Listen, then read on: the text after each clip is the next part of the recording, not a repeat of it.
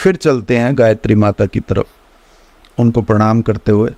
तो अब उस व्यक्ति ने, उस बच्चे ने जो है गायत्री की साधना की, 1.25 लाख मंत्रों को जाप किया निरंतर सात्विक रूम में बंद होकर के, और गायत्री उसको सिद्ध होने लगी, गायत्री देवी सिद्ध हो गई। अब शॉर्ट में बता दिया मैंने, सिद्ध साधना के ऊपर मैंने प्रकाश नहीं डाला, ना ये इसकी ना उसकी। अब वो जब सिद्ध हुई तो प्रोफेशन उसका था एडवोकेट था वो, अब वो अपने प्रोफेशन में भी आ गया था। एक दिन वो बैठा, गायत्री सिद्ध होने के मात्र 4था या 5वां दिन था, वो अपने ऑफिस में काम कर रहा था। तो एक क्लाइंट आया, बोला कि ये मेरा केस है, मेरे भाई ने मेरी जो सारी प्रॉपर्टी जब्त कर ली, लूट ली, अब मैंने भाई पे केस करना है। तो जब उसने फाइल खोली तो फाइल खोलते ही उस फाइल में क्या लिखा हुआ है उसको वो नहीं दिखाई दिया, जो घटित हो रहा है वो दिखाई दिया। उसको ये दिखाई दिया कि ये जो सामने बैठा है ये झूठ बोल रहा है, इसी ने अपने भाई की प्रॉपर्टी हड़प करी है और अब झूठा उस पे केस करने आया है। ये गायत्री साधना का प्रभाव था। तो उसने उसको बोला फाइल बंद करके, तू झूठ बोल रहा है, पैसा तो तूने मारा है, उसका प्रॉपर्टी जो मकान था वो उसके नाम था, वो तूने अपने नाम करवा लिया और अब तू झूठा केस कर रहा है, भाई तू चला जा नहीं तो मैं ही केस कर दूंगा तेरे ऊपर। तो वो व्यक्ति बोला भाई साहब आप झूठ बोल रहे हो। पहले 1-2 बार उसने बोला नहीं ऐसा नहीं है, अब ये तो देख चुका है सामने, कल्पना नहीं है, ये देख चुका है। तो वो बोल रहा है कि भाई नहीं तो झूठ बोल रहा है। उसने कहा हाथ जोड़ लिए, महाराज ऐसा ही है, और भाई आपको पता कैसे चला, क्या आप मुझे जानते हो या मेरे किसी रिश्तेदार को जानते हो? बोला मैं किसी को नहीं जानता पर मैं सच बोल रहा हूँ।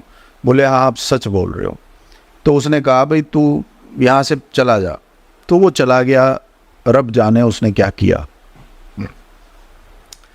अब ये 1-2 दिन के बाद अपने घर आता है, तो इसकी मदर इसको बोलती है कि भाई तेरा भाई आया था मेरे पास और वो ऐसे ऐसे तेरे बारे में बोल रहा था। मैंने कहा नहीं, ये जो है लड़का जिसकी मैं बात कर रहा हूँ इनका नाम है राजीव।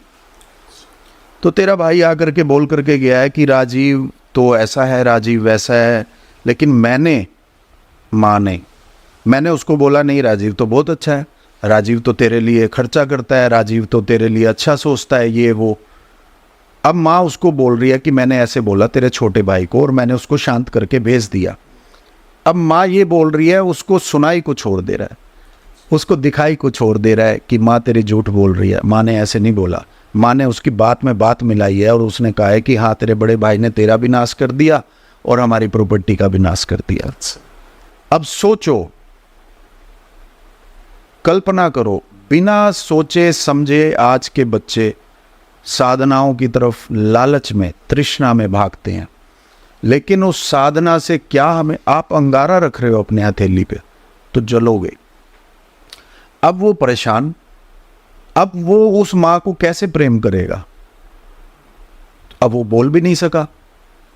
एक बार बोला उसने कि नहीं मम्मी आपने तो कुछ और ही बोला है। तो मम्मी बोला नहीं तेरे सिर की कसम। तो वो बोले कि भाई चुप ही हो जा, अब इसमें चुप ही रहना है। तो अब वो रात भर नहीं सो पाया, भाई ये क्या हो रहा है मेरे साथ। अरे भाई साधना सिद्ध हो गई तेरी, अब पचा इसको। तभी वो कहावत है, तभी गुरु जरूरी है। शेरनी का दूध सोने के पात्र में ही टिकेगा, ये कहावत तभी है। आपका पात्र तो हुआ नहीं, जबरदस्ती आपने साधना कर ली या जबरदस्ती आपने अपनी कुंडली शक्ति जगा दी तो पागल ही हो गया आप।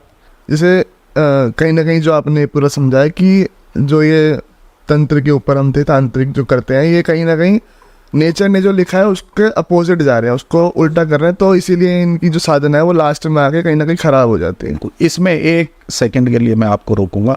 अगर आपके पास दिव्य दृष्टि है, आप देख लेते हो कि हाँ ये संभव है, बीच का मार्ग, मैंने ज्योतिष में भी बताया ना, ग्रहफल और राशिफल। ऐसे ही दिव्य दृष्टि से, तंत्र से हम देख लेते हैं कि भाई हाँ ये ठीक हो सकता है। इन दोनों में आपस में, हम एक लोकल लैंग्वेज में बोलते हैं, मुंबईया लैंग्वेज में मांड वाली है ना। एक बदमाश आपको मारना ही मारना है उसने, ठीक है, और अब वो बीच में एक ऐसे आदमी को लेकर के आते हैं जो बीच में मांड वाली करवा सकता है। अगर वो मांडवाली संभव है तो ये कार्य होता था उस तांत्रिक का, उस गुरु का, जो देखता था कि बीच में मांडवाली हो सकती है तो करवाओ, लेकिन वो खुद नहीं आता था बीच में। अब क्या हो गया कि चाहे ज्योतिषी है, चाहे तांत्रिक है, चाहे रेकी हीलर है, कुछ भी है XYZ, वो स्वयं बीच में आ जाते हैं, जिसके लिए उसको भोगना पड़ता है। ये तो अमित जी बहुत बहुत धन्यवाद। सबसे पहले तो आपने अपना कीमती समय हमें आज दिया और बहुत मज़ा आया आपके साथ ही चर्चा करके। ओम नमः शिवाय। जय श्री राम।